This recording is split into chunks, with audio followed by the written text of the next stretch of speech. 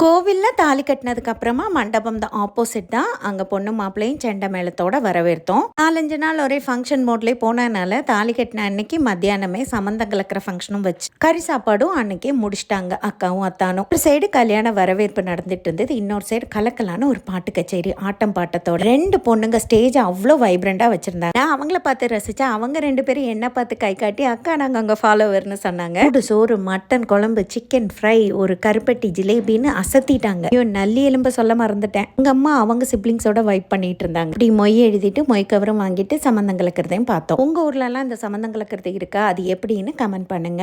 and இந்த வெட்டிங்ல நான் பார்க்க